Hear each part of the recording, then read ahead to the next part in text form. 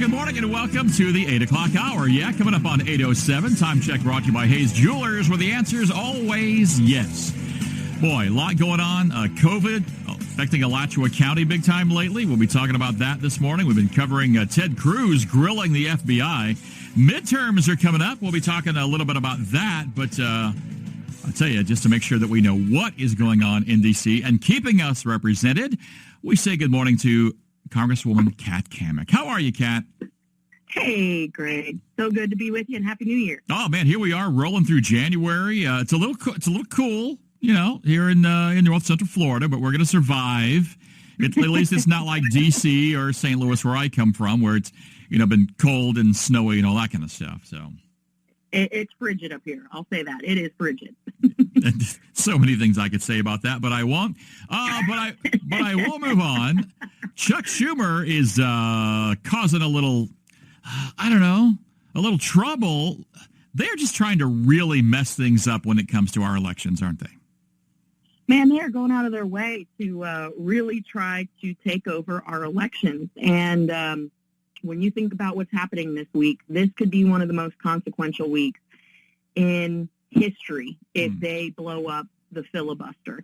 And what that means is they would get rid of the 60-vote threshold required to pass a piece of legislation out of the Senate. And let me tell you what these tricky Democrats are up to right now. They want to take a bill that deals with NASA and reallocating old parts from shuttles and NASA equipment, and they're taking all of the language out of it, and they're sticking their ultra-liberal left socialist voting rights deal, which is not voting rights, it's actually a total free-for-all. Right. And they're putting that language in this NASA bill. And they're going to basically force the House to vote once again on no voter ID for registration or for voting, and for ballot harvesting to make it permanent mail-out ballots. And the most egregious, I think, of all is they want to force public financing of campaigns for small dollar donations. And what that means is if you get a $200 donation, then the public, the taxpayers, we have to match it 6-1.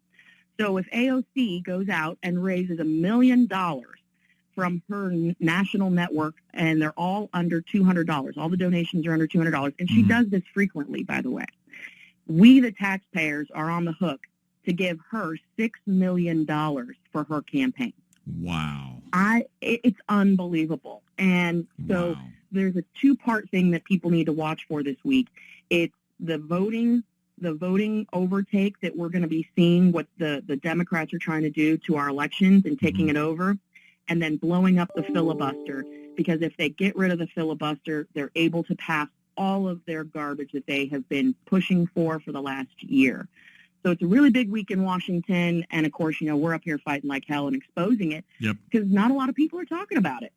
Well, and I think that's the key. I think that obviously the mainstream media, air quotes there, they're only going to reveal what they want from the perspective that protects the Dems and the libs in this perspective. But don't you think that I don't think the average American understands all the ways that this government and this administration is trying to basically nationalize elections. The same people who don't understand states' rights are the same ones who are you see the bumper sticker on their car in Gainesville that says, abolish the Electoral College. They really don't understand the how and the why our system was set up the way it was, and why those white guys who started the whole thing actually knew what they were talking about. Yeah, exactly. And that's the frustrating part is when you look at, and I'll just use the filibuster as an example since it's a hot topic. The filibuster was used 323 times by the Democrats in the Senate in 2019 and 2020. Wow. Now they want to strip it away for Republicans who have used it 100 times in this last year in 2021 in stopping their ridiculous socialist agenda. And the thing that they don't realize when we talk about how our founding fathers envisioned our government, it's set up this way to protect the voice and the rights of the minority. Right. And that's not a race thing. It is the people who have values and principles that are in the minority party at the time. And it constantly switches. But it makes it so that even if you aren't in the majority, you are still able to effectively represent your constituents. And when we talk about, states' rights, they're quick to trample any of the states' rights. Of course, we've seen the assault that Ron DeSantis has been under by this administration. Oh, big time. It's terrible. And you think about, the First Amendment and how when it comes to voting, our donations are also our way of expressing our opinion, and they are protected under the First Amendment.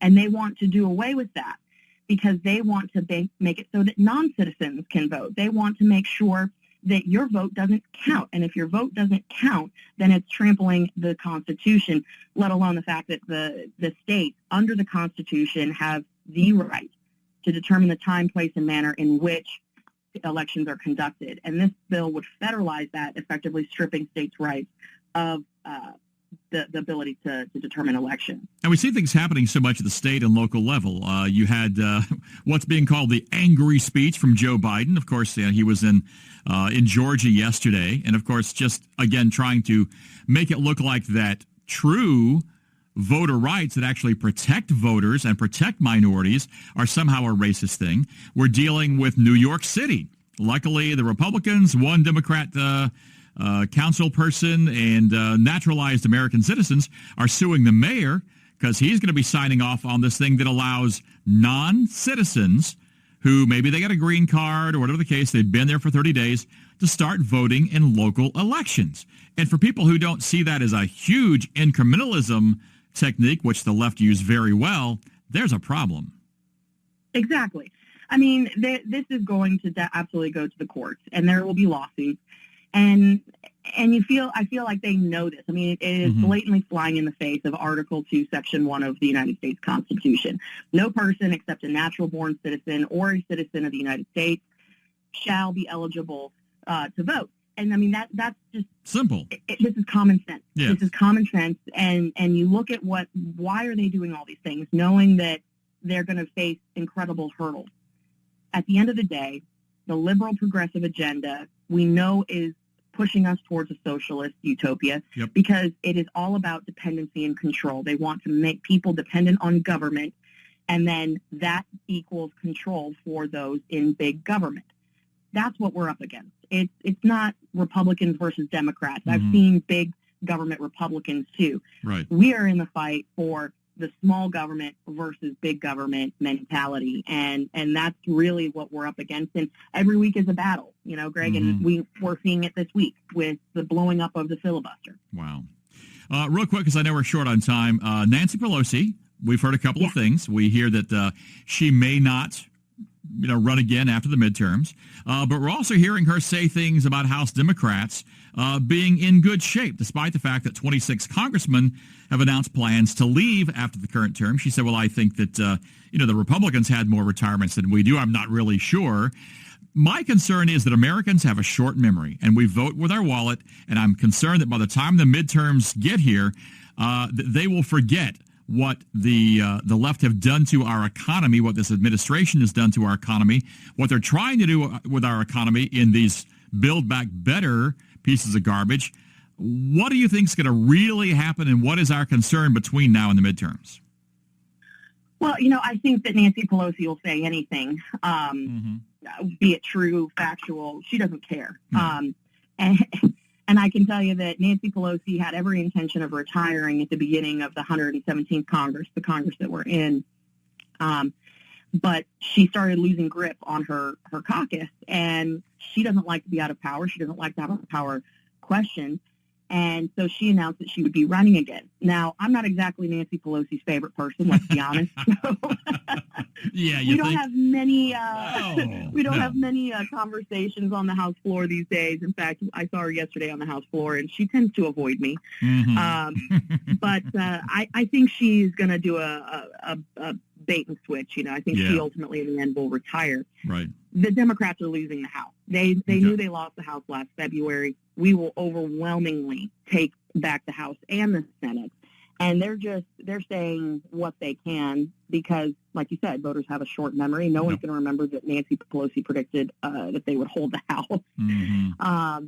And Americans see right through what's happening. Right. The big thing I am concerned about is the Democrats don't have a lot of wins right now. Right. But when the Supreme Court in June makes the decision, and I have full confidence that they will, when they make the decision that basically stabs a big stake in the heart of the Roe v. Wade, and they uphold the Dobbs v. Jackson case, which is a huge win for the pro-life movement in protecting life and fighting for the unborn. When that happens, I think that the crazy, rabid, pro-abortion crowd is going to have a field day in getting people riled up and excited, and that does concern me. Yes. So we are watching that, but I think overwhelmingly we will take the House with flying colors.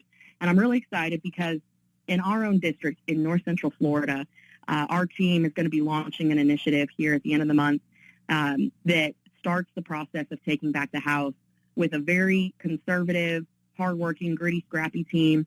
And so when it's all said and done, we'll be able to say that the race and the journey to take back the House started in part in North Central Florida in the Gator Nation. And you guys are going to get a chance to meet these incredible candidates, these people who are going to be working really hard for our country and our values, and I'm really excited about that. Well, as always, keep us in the loop, and it's always great to have you on the show, of course.